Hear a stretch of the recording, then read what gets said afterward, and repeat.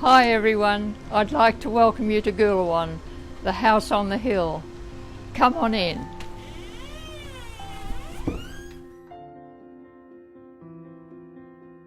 So the previous owners were originally the Cribb family.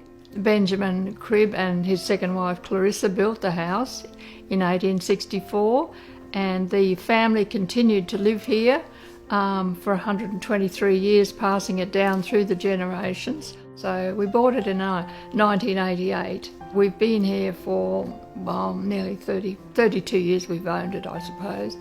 We've met a lot of people through the house, so that's been wonderful too. The Cribbs decided to use an Aboriginal name for the name of their house. So Gooloowan means house on the hill. They must have decided that was the way to go. They got the first block. I mean, they were here early. They came in 1849. They did well. They worked hard. Mrs. Cribb, who's the second Mrs. Cribb, she had 6 children, and there were 4 children from the earlier marriage. So an army of 10 children had to be housed. So they got going, and they got the local architect, Charles Balding, to design them a house.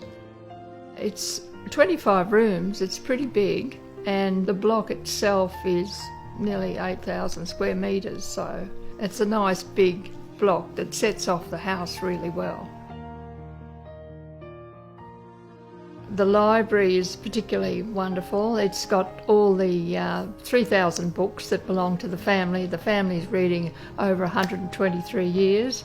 Some of the books were given to the State Library. Others were sold to a private collector of first edition books. But mainly all the other books were left there, and I believe there's 3,000 books there, which I've had catalogued. And that would have been Mr. Benjamin Cribb's office. It's got the old safe, it's got his desk, and a lot of memory of the past, because it really gives you an idea of what the family were interested in, what they thought about over those 123 years. Some of them were lawyers, some of them were school teachers, so there's books that reflect that as well. So it's very interesting. The cellar is accessed through a trapdoor. There's about 5 steps, and when we first came there were those agricultural pipes where they kept their wine. The kitchen was very original when we came, and there were 2 rooms. We took the wall out in the kitchen and used the bricks to pave the courtyard here, and then made it into a lovely one big huge room.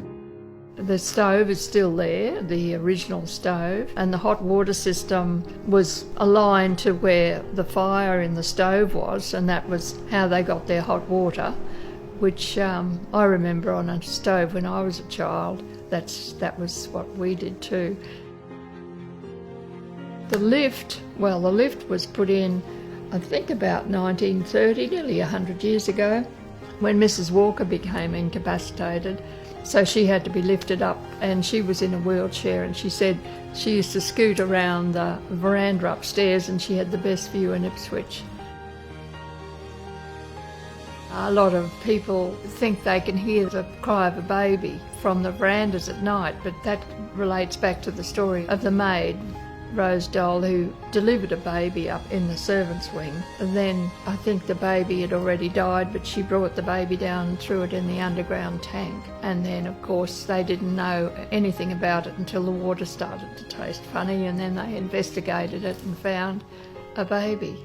That might have produced a lot of stories about a ghost of a baby and the baby crying. The fountain actually comes from India. It took quite a while. People thought we were putting in a swimming pool in the front yard, I think.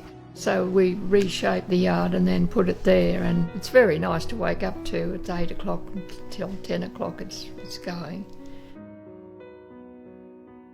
The house is a lucky house. It's very lucky because of the people who lived here. They looked after it so well for 123 years, and it was never turned into a convalescent home or a private hospital or a school or anything like that. It's always been a home.